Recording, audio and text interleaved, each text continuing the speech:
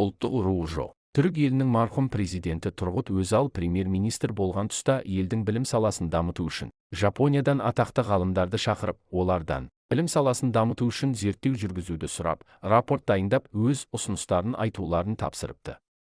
Кейін олар тиісті зерттеулерін жасап, Өзал мен елдің білім саласына жауапты кісілердің алдында сол есептерін оқып беріпті. Сіздің білім саласында ұлттық рухтың иісі мүлдем сезілмейді деген екен. Өзал өз кезегінде, оны қалай түсінсек болады, дейді.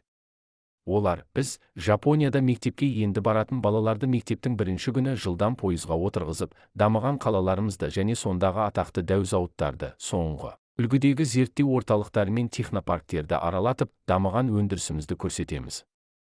Осылай біз алдымен еліміздің керемет жетістіктерімен таныстырамыз. Ал кейін атом бомбалары тасталған әлі күнге бір тал шөп шықпайтын Хиросима мен Нагасаки қалаларына апарып көрсетеміз.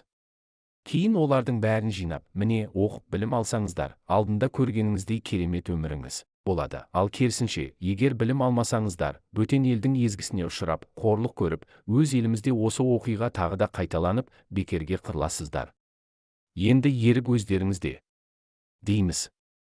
Осы кезде бір түркиялық ресми өкіл орнынан атып тұрып, бізде сіздердегідей апарып көрсететін Хиросима мен Нагасаки секілді қалаларымыз жоқ қой, дейді.